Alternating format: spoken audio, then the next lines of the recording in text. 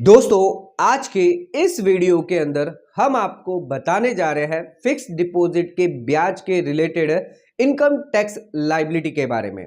यानी जो भी ब्याज आपको फिक्स डिपॉजिट पर करने पर मिलता है, इस पर कितना आपको टैक्स देना पड़ता है, क्या इसके लॉज है, इनकम टैक्स एक्ट के अंदर क्या इसके प्रोविजंस दिए गए हैं, टीडीएस अगर इस पर अप्लाई होता है तो उसमें कैसे आपको टीडीएस जो है डिडक्ट किया जाता है, उसके लिए अलग से क्या आपको डिडक्शन या छूट मिलती है इंटरेस्ट यानी ब्याज पर जो फिक्स डिपॉजिट पर आपको मिल रहा है। इसके अलावा जीएसटी के क्या प्रोविजन है, अकाउंटिंग एंट्री आप कैसे कर पाएंगे इसको अपने बुक्स ऑफ अकाउंट के अंदर, और फिक्स डिपॉजिट के ब्याज की कौन से आईटीआर के अंदर कौन से हेड के अंदर आपको शो करना है, इसकी पूरी डिटेल जानकारी देंगे। और लास्ट में एक बोनस पॉइंट देंगे जिसके अंदर आपको यह बताएंगे कि आरबीआई द्वारा क्या लेटेस्ट अनाउंसमेंट की गई है फिक्स डिपॉजिट के होल्डर के लिए, यानी क्या आरबीआई द्वारा जारी किया गया है लेटेस्ट अपडेट, इसके बारे में भी वीडियो के एंड के अंदर आपको जरूर बता देंगे।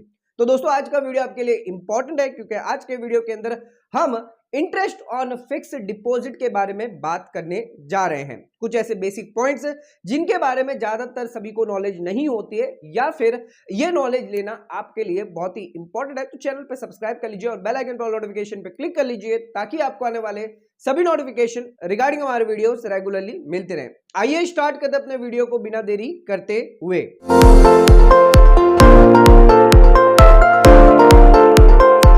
तो दोस्तों, आइए स्टार्ट करते अपने वीडियो को और बात करते हैं इंटरेस्ट ऑन फिक्स डिपॉजिट के बारे में। सबसे पहले ये जानेंगे क्या इंटरेस्ट ऑन फिक्स डिपॉजिट पर आपको जीएसटी लागू है, क्या जीएसटी जो है एप्लीकेबल है अगर आपको इंटरेस्ट इनकम होती है फिक्स डिपॉजिट से। दोस्तों, जीएसटी जो है वो एग्जेम्प्ट दी गई है इंटरेस्ट इनकम के लिए, यानी ना ही ये आपकी एग्रीगेट टर्नओवर का पार्ट होगा फॉर जीएसटी रजिस्ट्रेशन के लिए, ना ही अगर आपकी सिर्फ इंटरेस्ट इनकम है और कोई अदर इनकम नहीं है तो उस केस में आपको जीएसटी रजिस्ट्रेशन लेना होगा मैंडेटरी। तो दोस्तों ध्यान रखिएगा, इंटरेस्ट इनकम जो है वो एग्जेम्प्ट रखी गई है जीएसटी के अंदर। हालांकि बैंक भी जो है जो इंटरेस्ट आपको दे रहा है फिक्स डिपॉजिट पर, उस पर कोई भी जीएसटी चार्ज नहीं करेगा। बैंक चार्ज जो है वो अगर आपको देता है तो उस पर आपको जीएसटी जरूर लगा देता है, लेकिन बैंक इंटरेस्ट इनकम अगर आपको दे रहा है फिक्स डिपॉजिट पर तो उस पर कोई भी जो है जीएसटी लागू नहीं की जाएगी। लेकिन बैंक अगर आपका टीडीएस जो है वो डिडक्ट कर सकती है अगर एक लिमिट से ज्यादा क्रॉस कर जाता है। इसके लिए आपको रिफंड फाइल करना होगा, इनकम टैक्स रिटर्न फाइल करके रिफंड क्लेम करना होगा। लेकिन ध्यान रखिएगा, taxable income below taxable income होनी चाहिए, तभी आप इसका रिफंड ले पाएंगे। दोस्तों, इसके अलावा अगर जीएसटीआर 1 की बात करें तो उसमें भी आपको इंटरेस्ट इनकम जो है फिक्स डिपॉजिट रिलेटेड शो करने की कोई भी आवश्यकता नहीं है। यानी कि कहने का मतलब यह है जो इंटरेस्ट इनकम अगर आप लोन से या डिपॉजिट से कमा रहे हैं उस पर कोई भी जीएसटी लागू नहीं किया गया है। दोस्तों, आइए अब बात करते हैं इंटरेस्ट ऑन फिक्स डिपॉजिट को आप बुक कैसे करेंगे अपने बुक्स ऑफ अकाउंट के अंदर, यानी क्या एंट्री पास करेंगे। क्योंकि फिक्स डिपॉजिट आप करवाते हो और 4 साल या 5 साल के अगर आप फिक्स डिपॉजिट जो करवाते हैं जिसके अंदर इंटरेस्ट तो आपको मैच्योरिटी के बाद मिलता है, लेकिन उसे बुक हमें हर साल करना होता है। तो उसको कैसे हम बुक करें अपने बुक्स ऑफ अकाउंट में, इसके रिलेटेड ज्यादा कंफ्यूजन होता है। तो आइए जानते हैं कैसे आप इसको बुक एंट्री के अंदर दिखा सकते हैं। तो सबसे पहले हम 3 साल के अगर फिक्स डिपॉजिट करते हैं किसी भी बैंक से तो हमें एक नॉर्मल एंट्री पास करनी है, फिक्स डिपॉजिट अकाउंट 1 लाख रुपया टू बैंक अकाउंट। हमने ये एंट्री क्यों पास करी, क्योंकि फिक्स डिपॉजिट जो है वो हमारा असेट है जिसको हमने डेबिट किया है, और जो बैंक है वो भी हमारा असेट है, पर हमारा बैंक जो है वो कम हुआ है क्योंकि बैंक के अंदर से ही हमने फिक्स डिपॉजिट करवाई है। तो हमें ये एंट्री पास करनी पड़ेगी, fix deposit account to bank. अब हमें हर साल के एंड में एक और एंट्री पास करनी पड़ेगी, वो होगी इंटरेस्ट ऑन फिक्स डिपॉजिट। दोस्तों, हालांकि हमें हर साल जो इंटरेस्ट नहीं मिलता, इंटरेस्ट क्यूमुलेटिव होता है और मैच्योरिटी पर हमें जो है पैसा पूरा दिया जाता है विथ हमारे प्रिंसिपल अमाउंट के साथ। तो दोस्तों, हम पहले साल के अंदर क्या एंट्री पास करेंगे इंटरेस्ट के लिए, तो एक्यूड इंटरेस्ट हमें डेबिट करना है जो हमारे एसेट साइड में दिखेगा। इसी के साथ जो हमें क्रेडिट करना है वो इंटरेस्ट ऑन फिक्स डिपॉजिट करना है। अगर आपका टीडीएस डिडक्ट किया गया है तो accrued interest TDS receivable to interest on fix deposit, ये इंटरेस्ट ऑन फिक्स डिपॉजिट जो आपके पीएनएल अकाउंट के अंदर इनकम के अंदर शो होगा और इसको आपको इनकम टैक्स रिटर्न फाइल करते वक्त अपनी कंप्यूटेशन का पार्ट मानना होगा। दोस्तों, अगर आप ऐसा करते हैं तो आप इसका उसका जो है टीडीएस का भी क्लेम कर पाएंगे। अदरवाइज अगर आप मैच्योरिटी पर जो है पूरा का पूरा इंटरेस्ट बुक करते हैं तो उस केस में आपको टीडीएस का बेनिफिट सिर्फ मैच्योरिटी के टाइम ही मिलेगा। हर साल आपका जो टीडीएस डिडक्ट हो रहा है वो आपके पास नहीं आएगा रिफंड के रूप में। दोस्तों इसके अंदर जो तीसरी एंट्री है, जो लास्ट एंट्री है, वो हम इस तरह मानेंगे कि हमारी जो मैच्योरिटी यानी 2 साल तक तो हमें जो है ये इंटरेस्ट की एंट्री देनी होगी, accrued interest to interest on fix deposit, जिससे हम अपनी इंटरेस्ट इनकम को बुक कर सकते हैं। अब जो तीसरे साल हमें एंट्री पास करनी है वो हमारी जो बैंक है, हमें वापस फिक्स डिपॉजिट मैच्योर हो रही है, क्लोज हो रही है, तो उस केस में जो हमने बैंक को पहले क्रेडिट किया था अब उसे डेबिट कर देंगे, क्योंकि पैसा हमारे बैंक अकाउंट के अंदर आ चुका है। तो पैसा हमारा ब्याज के साथ आ चुका है तो बैंक अकाउंट डेबिट कर देंगे। और अगर आपका कोई टीडीएस डिडक्ट किया है तो वो भी उस साल के लिए, लास्ट ईयर के लिए अगर डिडक्ट हुआ है तो टीडीएस रिसीवेबल डेबिट हो जाएगा। इसके बाद आपको जो क्रेडिट करना है वो इंटरेस्ट इनकम उस साल की यानी तीसरे ईयर की interest income on fix deposit हम क्रेडिट कर देंगे, जो हम पीएनएल अकाउंट के अंदर दिखा देंगे। इसके अलावा जो फिक्स डिपॉजिट हमने डेबिट किया था पहले, अब उस अकाउंट को क्लोज करने के लिए हमें टू फिक्स डिपॉजिट यानी क्रेडिट करना रहेगा। इसके बाद एक और एंट्री हमें पास करनी पड़ेगी एक्यूड इंटरेस्ट की, उसको भी हमें क्लोज करना है तो उसे भी हमें क्रेडिट कर देना होगा। तो ये तीनों एंट्री हमें पास करनी पड़ेगी। इस तरह से आप अपने बुक्स ऑफ अकाउंट में ये तीनों एंट्री पास कर सकते हैं। अगर आप बुक मेंटेन करते हैं, जो लोग मेंटेन नहीं करते उन लोगों के लिए कोई भी एंट्री पास करने की रिक्वायरमेंट नहीं है। आप अपनी बैंक जो है उससे ही आप अपना जो है ब्याज कैलकुलेट कर सकते हैं कि आपके कितनी फिक्स डिपॉजिट है, उसके हिसाब से आप कैलकुलेट करके आप अपने इनकम टैक्स रिटर्न के अंदर शो कर सकते हैं। अदरवाइज जो बुक्स एंट्री मारते हैं उन लोगों के लिए ये एंट्री बहुत ही ज्यादा जरूरी है। आ जाते हैं अब अपने अगले पॉइंट पे। तो इंटरेस्ट ऑन फिक्स डिपॉजिट कौन से हेड के अंदर इसको इनकम माना जाएगा इनकम टैक्स रिटर्न फाइल करते वक्त, आइए जानते हैं। दोस्तों अगर आप अपनी इनकम टैक्स रिटर्न फाइल करते हैं और बैंक द्वारा आपको इंटरेस्ट इनकम दी जा रही है वो भी फिक्स डिपॉजिट पर, यानी ये जो फिक्स डिपॉजिट पर जो इनकम आपको दी जा रही है हो सकता है इस पर बैंक टीडीएस डिडक्ट करे या टीडीएस ना डिडक्ट करे। कई बार हम इनकम टैक्स रिटर्न इसलिए फाइल करते हैं क्योंकि हमारा टीडीएस डिडक्ट होता है, उसको रिफंड लेने के लिए हमें इनकम टैक्स रिटर्न फाइल करनी पड़ती है। लेकिन कौन से हेड के अंदर दिखाए, क्योंकि अलग अलग head income tax return file करते वक्त हमें शो होते हैं, जैसे कि सैलरी हेड, बिजनेस और प्रोफेशन हेड, या फिर capital gain head, house property head, या फिर income from other sources head. तो ध्यान रखिएगा कभी भी आपको बैंक से चाहे सेविंग बैंक अकाउंट का इंटरेस्ट मिल रहा हो, फिक्स डिपॉजिट का इंटरेस्ट मिल रहा हो, या आरडी रिलेटेड इंटरेस्ट मिल रहा हो, पोस्ट ऑफिस सेविंग अकाउंट का अगर इंटरेस्ट मिल रहा हो, या कोई अदर इंटरेस्ट मिल रहा हो, तो वो आपको इनकम फ्रॉम अदर सोर्सेस के हेड के अंदर ही शो करनी है। तो दोस्तों बैंक द्वारा जो भी इंटरेस्ट दिया जा रहा है चाहे उस पर टीडीएस डिडक्ट हो या ना हो, आपको इनकम फ्रॉम अदर सोर्सेज के अंदर दिखाना है। लेकिन एक बात जरूर ध्यान रखिएगा, बैंक कभी भी सेविंग बैंक अकाउंट के ब्याज पर कभी भी टीडीएस डिडक्ट नहीं करती। यानी सेविंग बैंक अकाउंट हो गया या post office saving bank account है, ये टैक्स डिडक्टेबल होते हैं। लेकिन इंटरेस्ट ऑन फिक्स डिपॉजिट या फिर आरडी से अगर आपको कोई इंटरेस्ट मिल रहा है वो आपके लिए टैक्सेबल होता है, जो आपको income from other sources head के अंदर दिखाना है। और इसकी जो टैक्सेबिलिटी है वो आपको स्लैब वाइज देखना है, यानी जो भी आपकी स्लैब रेट होगी, जो भी कैटेगरी के आप पर्सन इंडिविजुअल है, अगर 60 साल से कम है तो 2.5 लाख आपकी स्लैब है। अगर आप सीनियर सिटीजन है, 60 से ज्यादा 80 से कम है तो 3 लाख, और 80 से ज्यादा है तो उस केस में 5 लाख। इस हिसाब से आपको देखना है कि आपकी इनकम अदर इनकम के साथ मिलकर अगर इनकम जो है स्लैब में आ रही है, हायर आ रही है, तो उस केस में आपको कैलकुलेट करना है। तो दोस्तों इंटरेस्ट इनकम तो हमारी टैक्सेबल है अगर हमें फिक्स डिपॉजिट से मिल रही है, लेकिन इनकम टैक्स के अंदर आपको छूट दी गई है।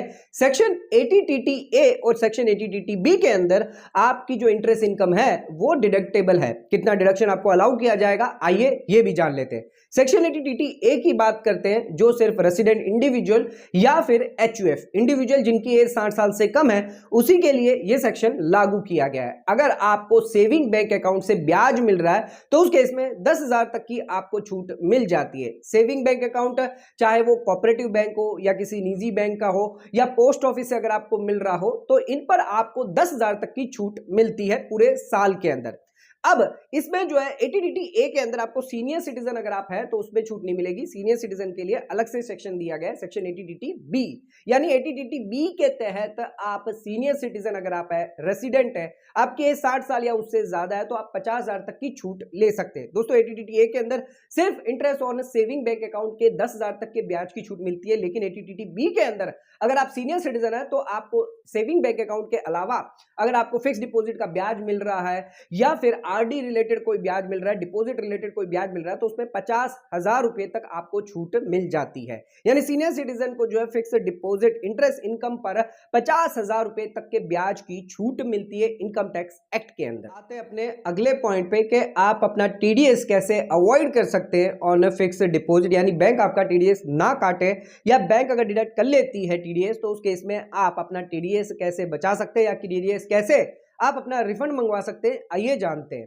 दोस्तों, बैंक ज्यादातर जो है वो आपका टीडीएस तब डिडक्ट करती है जब आपको ब्याज जो है वो 40,000 या 50,000, इन केस सीनियर सिटीजन अगर आपको 40-50,000 से ज्यादा का अगर ब्याज दे रही है तो उस केस में बैंक जो है आपका टीडीएस डिडक्ट कर लेती है। ध्यान रखिएगा, ये जो इंटरेस्ट लिमिट है वो सभी बैंक के जितने भी ब्रांचेस हैं उनको मिलाकर देखी जाती है। इसी के साथ अगर आपने बैंक के अंदर अपना पैन डिटेल दे के रखा है, अपना पैन कार्ड दे के रखा है, तो बैंक 10% की रेट पर आपका टीडीएस डिडक्ट करती है। लेकिन अगर आपने पैन कार्ड जमा नहीं करवाया तो उस केस में आपका हायर यानी 20% रेट पर टीडीएस डिडक्ट कर लिया जाएगा। और ये जो टीडीएस डिडक्ट किया जाएगा ये आप रिफंड भी क्लेम नहीं कर सकते, क्योंकि ये जो टीडीएस है वो विदाउट पैन रिलेटेड सबमिट किया जाएगा। 20% आपका डिडक्ट हो जाता है। तो ध्यान रखिएगा, कभी भी बैंक के अंदर अपना पैन कार्ड जरूर दीजिए अगर आप अपनी फिक्स डिपॉजिट करवाते हैं, ताकि अगर कोई भी टीडीएस डिडक्ट किया जा रहा है अगर इंटरेस्ट पर, तो उस केस में आपके इनकम टैक्स रिटर्न फाइल करते वक्त आप उसको क्लेम जरूर कर सकते हैं। अगर आपकी टैक्सेबल लिमिट जो है वो कम है, यानी 2.5 लाख, 3 लाख, 5 लाख से कम है,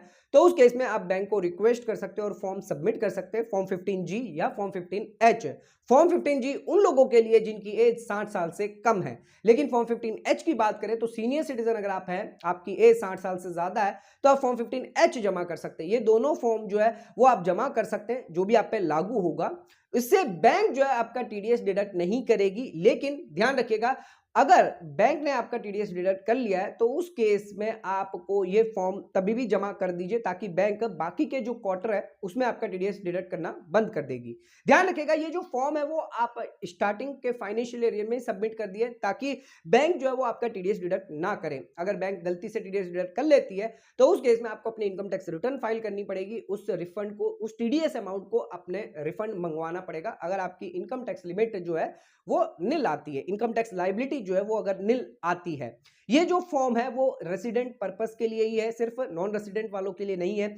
और अगर आपकी जीरो इनकम है, जीरो टैक्स है, तभी आप पर ये फॉर्म लागू रहेगा। इसके अलावा ये फॉर्म पूरे साल में आपको एक बार भरना रहेगा, यानी हर साल आपको ये फॉर्म बैंक को जमा करना रहेगा, ताकि आप हर साल जो है बैंक को बता सके कि उनका आपका टीडीएस डिडक्ट नहीं करना है। ऐसा नहीं है आपने एक बार सबमिट कर दिया यानी बैंक आपका कभी भी टीडीएस डिडक्ट नहीं करेगी आने वाले सालों में, ऐसा बिल्कुल नहीं है। आपको बैंक को जमा करना पड़ेगा हर साल, वो भी स्टार्टिंग ऑफ द ईयर में, ताकि जो बैंक है क्वार्टर वाइज आपका टीडीएस डिडक्ट करती है तो वो ऐसा ना करे। अगर किसी क्वार्टर में छूट जाता है तो आप उसके अगले क्वार्टर में जरूर कर दीजिए, ताकि आपका कम टीडीएस डिडक्ट हो। ये टीडीएस जो भी डिडक्ट हो रहा है वो आपके ब्याज का पार्ट ही होता है। तो आपको जो है टीडीएस या तो फॉर्म 15G दे दीजिए, ताकि आपका जो टीडीएस है वो डिडक्ट ना हो, और इससे जो आपका जो ब्याज में होने वाला जो इंटरेस्ट है, क्यूमुलेटिव जो इंटरेस्ट है, वो बरकरार रहे। तो दोस्तों, अगर आप फिक्स डिपॉजिट करवाते हैं तो इंटरेस्ट पर आपको छूट मिल जाती है 80TT 80B के तहत। लेकिन जो भी डिपॉजिट आप कर रहे हैं, अपना कैपिटल जो भी डिपॉजिट आप करवा रहे हैं फिक्स डिपॉजिट के अंदर, चाहे आप बैंक के कर रहे हैं या फिर आप पोस्ट ऑफिस में करते हैं, तो उसके केस में आपको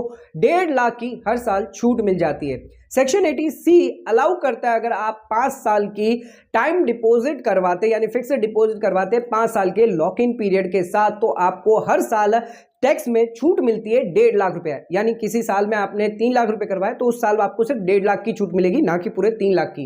उसके अगले साल फिर से आपने 3 लाख रुपए की करवाए तो फिर आप 1.5 लाख रुपए ले सकते हैं। ऐसा आप जिस साल के अंदर अगर आप डिपॉजिट करते हैं 5 साल के लिए, अगर लॉक इन पीरियड के अंदर अगर आप फिक्स डिपॉजिट करवाते हैं तो उस केस में आपको 1.5 लाख की हर साल छूट मिल जाती है। इसके साथ आपको जो ब्याज आपको दिया जाएगा वो आपके लिए टैक्सेबल होगा, जिसके आप डिडक्शन 80TT A या 80TT B के तहत ले पाएंगे। तो दोस्तों, आ जाते हैं अब अपने बोनस पॉइंट पे। आरबीआई द्वारा एक नया रूल लाया गया है फिक्स डिपॉजिट को लेकर। अगर आपकी फिक्स डिपॉजिट मैच्योर हो जाती है या फिर अनक्लेम रहती है, किसी कारणवश आपने फिक्स डिपॉजिट क्लेम नहीं करी है, तो उस केस में बैंक के पास आपकी फिक्स डिपॉजिट यानी आपका कैपिटल पड़ा हुआ था मैच्योरिटी के बाद भी, जिस पर बैंक आपको कोई भी ब्याज नहीं देती है। लेकिन अब आरबीआई द्वारा जो नया रूल लागू किया गया है, जिसके अंदर अगर आपकी फिक्स डिपॉजिट मैच्योर होती है, अनक्लेम रहती है, तो उस केस में जितने समय पीरियड के लिए रहेगी वहां पर आपको जो है सेविंग बैंक अकाउंट का ब्याज के रेट इंटरेस्ट जो भी होगी 3 से 4% जो भी रेट इंटरेस्ट होगी वो आपको दिया जाएगा। अगर सेविंग बैंक अकाउंट के ब्याज से कम अगर आपकी फिक्स डिपॉजिट का ब्याज है तो उस केस में उस फिक्स डिपॉजिट पर जो ब्याज मिल रहा है उस रेट पर आपको दिया जाएगा। यानी कहने का मतलब यह है कि सेविंग बैंक अकाउंट का ब्याज दिया जाएगा, नहीं तो जो फिक्स डिपॉजिट आपने करवा कर रखी है उस पर जो ब्याज है उन दोनों में से जो भी कम होगा उतना ब्याज आपको अब मैच्योर एफडी पर यानी अनक्लेम एफडी पर दिया जाएगा। तो दोस्तों एग्जांपल लेकर चलते हैं। तो अगर किसी ने 3 साल की फिक्स डिपॉजिट करवाई है और फिक्स डिपॉजिट जो है वो मैच्योर हो जाती है और 1 साल तक जो है मैच्योरिटी क्लेम यानी पैसा जो है वो क्लेम नहीं किया जाता, तो उस 1 साल के पीरियड के बीच में जो है जो ब्याज आपको दिया जाएगा वो 2 तरीके से दिया जा सकता है। पहला तरीका जो है, अगर आपका जो इंटरेस्ट है वो सेविंग बैंक अकाउंट के ब्याज से कम फिक्स डिपॉजिट का इंटरेस्ट है तो या तो उसके हिसाब से दिया जाएगा। अगर आपका इंटरेस्ट एफडी का जो है सेविंग बैंक से ज्यादा है तो उस केस में सेविंग बैंक अकाउंट के ब्याज के हिसाब से आपको ब्याज दिया जाएगा। तो ये एक जो नया प्रावधान है जो आरबीआई द्वारा किया गया है, तो जिन लोगों को पहले जो फायदा नहीं मिलता था अब वो फिक्स डिपॉजिट अगर मैच्योर हो जाती है और क्लेम नहीं कर पाते किसी कारणवश, उनका जो ब्याज है वो कहीं नहीं जाएगा, सेविंग बैंक अकाउंट जितना तो ब्याज आपको उस एफडी पर मिल ही। तो दोस्तों आज के इस वीडियो के अंदर हमने डिटेल जानकारी देने की कोशिश करी है interest on fix deposit related, कैसे आप फिक्स डिपॉजिट पर ब्याज जो है वो आपके लिए टैक्सेबिलिटी होती है, टीडीएस के क्या प्रोविजन, कैसे टैक्स डिडक्शन आपको दिया जाता है, इसके अलावा क्या एटीटीटी-ए एटीटीटी-बी का टीडीएस अगर लागू होता है तो उसके क्या प्रोविजन है, इसके अलावा टैक्स डिडक्टेबल 1.5 लाख तक की आपको छूट मिल जाती है और आरबीआई द्वारा जो नई गाइडलाइन है उसके बारे में भी इस वीडियो के अंदर हमने डिटेल डिस्कस किया है। आज का वीडियो अगर आपको पसंद आया चैनल को लाइक और सब्सक्राइब जरूर करिएगा, ज्यादा से ज्यादा शेयर जरूर करिएगा। धन्यवाद।